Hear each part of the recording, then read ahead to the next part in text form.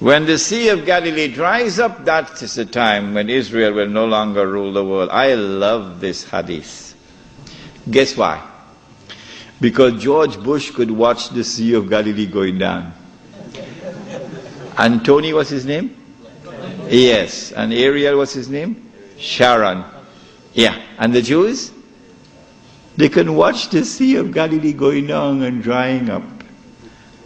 And they can realize that the moment is coming. Ya Muslim, هذا يهودي ورائي فتعال فاقتل. That moment is approaching as the water is drying up. I love this hadith. Why is Iran's oil?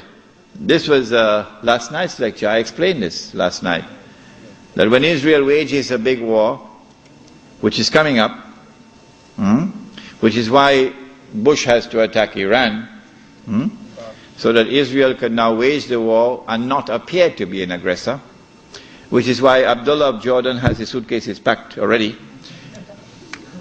When Israel wages a big war, in order for her to become the ruling state in the world, she'll have to seize the oil.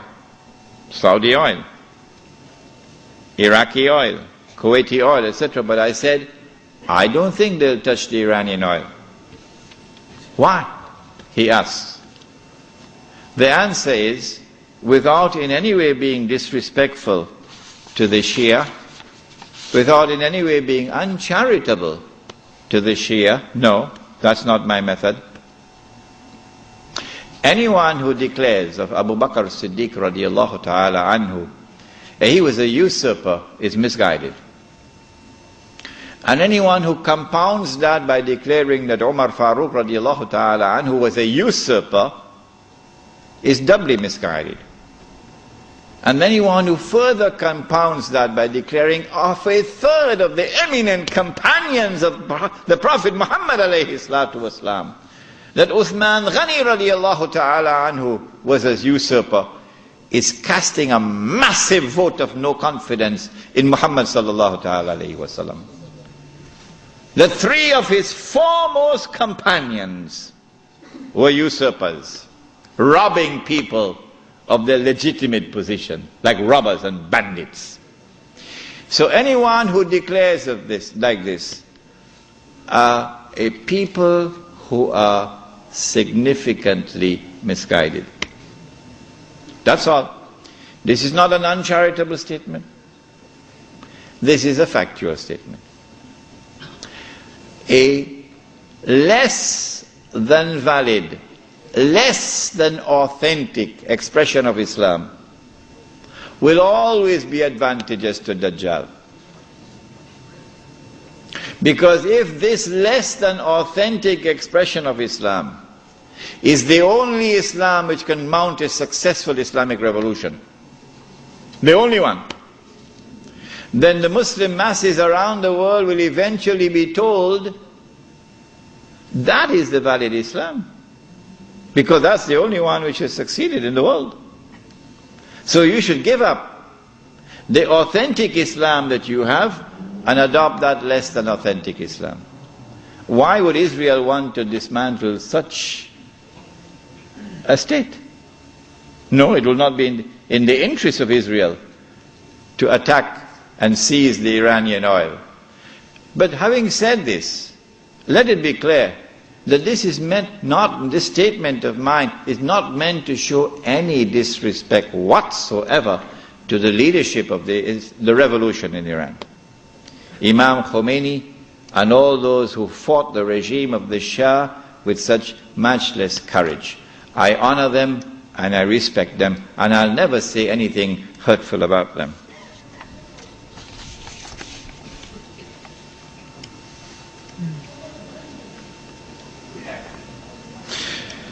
Can you please give an example of the Prophet ﷺ about how he established the Khilafah? You have to take control of territory.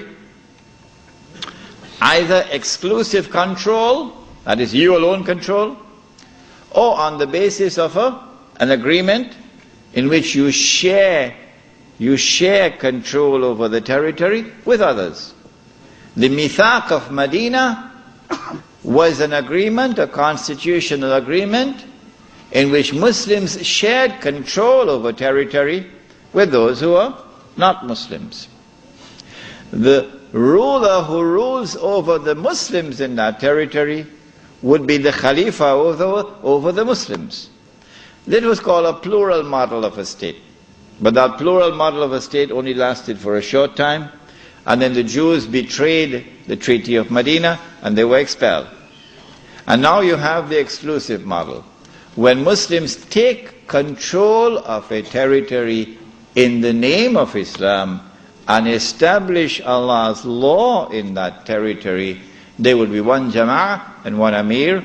That Amir, on the condition that he controls the Haramain and the Hajj, would now be the Khalifa. What is the role of Freemasons in the globalization subject? The Freemasons are an organization which have their roots in ancient Israel. Banu Israel from the earliest times. The Freemasonry movement, however, was hijacked by the Europeans who put on the clothing of Judaism. European Jew. Yes, Sheikh Sadi, here we are. This is something for you. It's a gift. The Freemasonry now has been hijacked by them, and they're using it as a front organization so that they can stand behind. So you attack World Trade Center, but your fingerprints are not on the crime. You're behind. You attacked the World Trade Center in 1991, and you put Sheikh Omar Abdurrahman behind bars, the blind sheikh. But the Jewish fingerprints are not on the crime. You attack the U.S. mission in Tanzania, the U.S. mission in Kenya, Tanzania and Kenya, and you believe that we are blind. We know you did it. You attacked. But you blame Osama bin Laden for that. But guess what? One day, يَوْمَئِذٍ تُحَدِّثُ أَخْبَارَهَا بِأَنَّ رَبَّكَ أَوْحَى لَهَا. One day the earth will speak.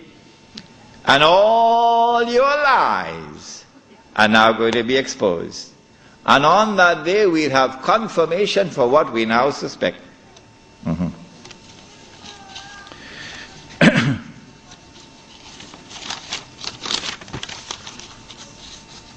What role does the economic boycott of Israel and some American companies have on the return of the Khilafah? It is something that the Muslim community should be taking seriously.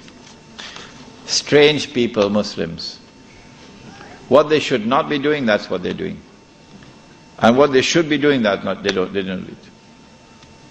Never in our entire history as a people have we ever used trade as a weapon. Never. Never. It is our enemies who use trade as a weapon against us. In Medina, an economic boycott against us which lasted 3 years.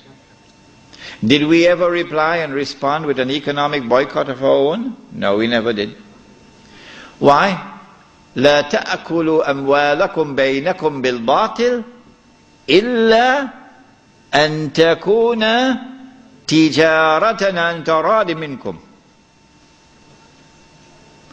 Trade should be conducted in such a way that there is mutual benefit, says the Quran. So when you impose an economic boycott on somebody, you're hurting yourself. You're allowed to trade with your enemy, because in trade there's mutual benefit. The only thing that is prohibited is to trade with the enemy at times of war, in weapons of war. That is prohibited. So an economic boycott on the United States of America, and you're not going to drink Coca-Cola, well, you should not have been drinking it in the first place. Water is better than Coca-Cola. But leave that aside. We've never had an economic boycott in our own entire history. This is the first time I've ever heard of an economic boycott. I know about Ronald Reagan, and his economic boycott on the Soviet Union, but not Islam. No. So from my perspective, it is wrong to engage in the use of trade as a weapon against anyone.